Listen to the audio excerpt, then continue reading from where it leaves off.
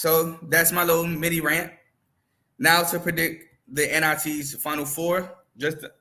I'm not going to predict the championship or a championship game. I'm gonna wait till I think Thursday.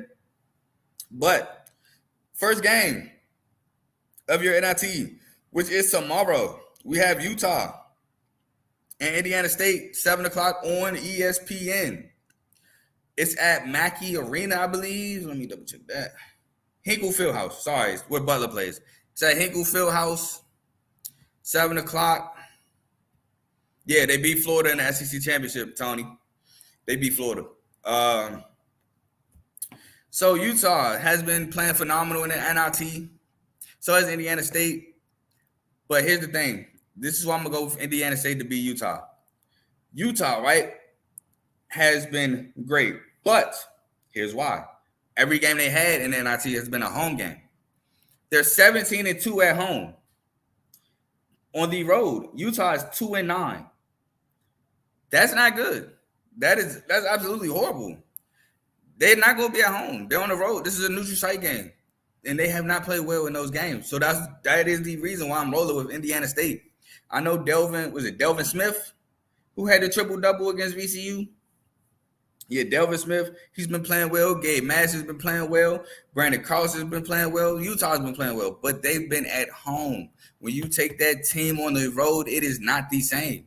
And Indiana State is battle-tested. They play well on the road. They play well at home. They, again, the highest net-ranked team to not make a tournament ever. Not mid-major, ever. They were net-ranked 29th and did not make the tournament. And it's because of the name of the front of the jersey. So, I say NIT. Indiana State is a proven team. Also, Indiana State is 16-1 at home, but 9-4 on the road. So they're good on the road and at home. Give me Indiana State to beat Utah. Second game, we have Georgia versus Seton Hall. Now, Seton Hall has made it through this NIT with defense. Defensive intensity for Seton Hall has been stupendous. But again, Seton Hall has played every game at home. And I think the same thing with Seton Hall, just to a lesser degree, is Utah. I think this is true. I think it showed in the VCU game. I think they jumped out to an 18-2 lead and let VCU jump right back in it and then pulled away by like 20 late game. I think this is true as well. But yeah, Seton Hall, their record at home was a 17-4. Their record on the road, 5-6. So again, like I just said, they're like Utah just to a lesser degree. Way better at home, not as good away from home. Now, Georgia is different. The reason why I say Georgia is different, Georgia has been playing without their two best players, RJ Melendez and Jabri Abdul-Rahim, and they've been getting it done, including an upset win at Ohio State. Not against Ohio State, but in Ohio State's building. They have been playing phenomenal. Blue Kane has been able to do his thing from moving from the bench to starting. Blue Kane has been starting in the absence of those two guys. Georgia has been playing phenomenal basketball. It seems like Mike White got his team under control now. He gets what to do. Georgia was 13-6 on the road. At home, 6-6 on the road. So not too different from Seton Hall, but again, they do have the road win in their NIT against a really good team who some might have picked to win it all besides Indiana State. Won that one. So I think I'm going to roll with the high hand. I think I'm going to roll with Georgia. Just like Tony, I'm rolling with Georgia because they've shown me they could win on the road in this tournament, and Seton Hall has not shown me that.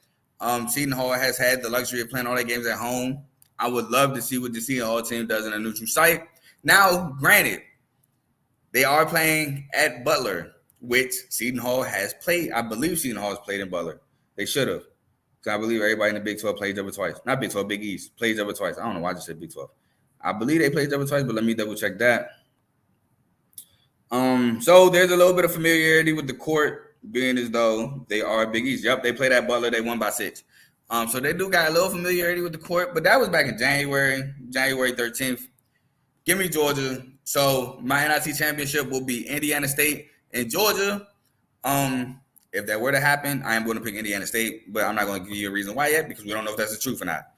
So I will be back probably Wednesday to talk about the NIT finals. But let's briefly talk about. I never changed the topic. Oh well, whatever. I'm not changing the banner no more. We already too deep. Let's talk about this women's game. Oh, I did change it. Let's talk about this women's game for a second. These women games as I find my banners. I ain't got no banner for this one. First game, LSU Iowa. Caitlin Clark. Hey, at halftime, she told the lady, "Hey, this is what you work hard for.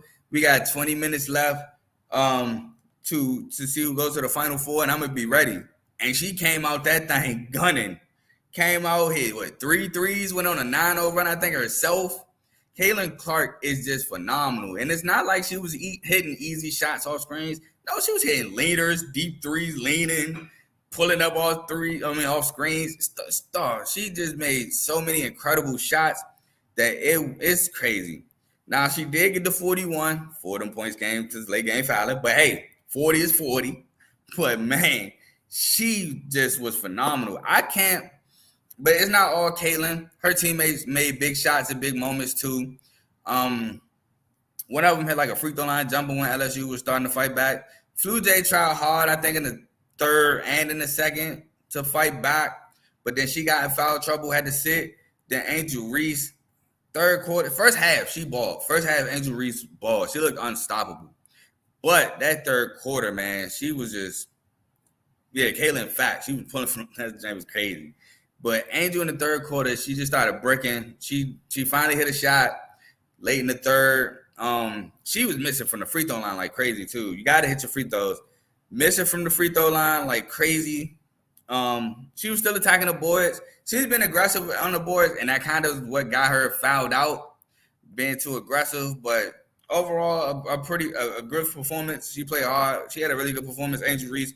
I think Flujay had a really good performance. I think she tried to be aggressive whenever she could, but they didn't really. I don't think they really allowed Flujay to really get in her Duffy for real. I think like she kind of had to force herself to get shots. I don't really think they really tried to get Flujay involved as much as they should have. But yeah, just shout out to Iowa. Really good game, great win, and great way to get your revenge back. Second game, we had Juju versus Paige or USC versus UConn. And AJ said it early, and shout out to him for mentioning it. I respect the fact that Paige took on the offensive responsibilities that she had at UConn and took on the defensive assignment of guarding Juju. That is very respectable because a lot of people won't do that. 90% of players won't do that. They'll take on the offensive responsibility, and then they'll have a role player that's a defensive stopper take on the responsibility of guarding the other team's best players. She took that responsibility on. And I know Juju had 25, I think, or like 27. She played good defense. She got a couple steals. She jumped a couple passes. She played pretty good defense. It's just Juju just tough. So you're going to have to live with some couple buckets. Juju's tough. They both tough. And Juju's a freshman, so she got room to grow. She's going to get better. And that's the scary part with Juju. She's going to get better. Hey, look, bro. She had to get whatever. Hey, Teddy, you know, bro. I had to say it, but hey, go ahead, because I know. Hey, Tony, chill. But yeah, respect the Paige for taking on that challenge. Respect the USC, man. Really good game. Full hard. They almost could have cut it to 2 points. UConn tried to throw the game away late. I'm gonna just call it a spade. Missing endless free throws, dumb turnovers. UConn tried to at least force OT on themselves, but play good enough defense to stop their own mistakes. Hit a couple free throws late. Shout out Juju. Shout out Paige. Yeah, it was bad. There we go. I ain't remember the exact number, but yeah, it was bad. But shout out to them two ballers. Paige is coming back, so shout out to her. Juju obviously is going to be back. Like I said, she's a freshman. So women's college for those who don't know, it's like the NFL. You got to do 3 years. You can't just go as a freshman because I know you would think it's basketball. Women's for some reason you can't go one and done. You can't. You got to do I think at least 3. So she's going to be back for sure. Shout out to her for carrying USC to the Elite Eight. I don't think a lot of people coming into this season thought Southern California would be a 1 seed in the tournament, would win the Pac-12 championship, would go to the Elite Eight, and Juju helped her teammates do all that. So much respect to Juju, man. She a baller. But that's all I got for y'all today. Tournament season has been exciting. Oh no, I do have a mini rant for y'all. I'm sorry. How do those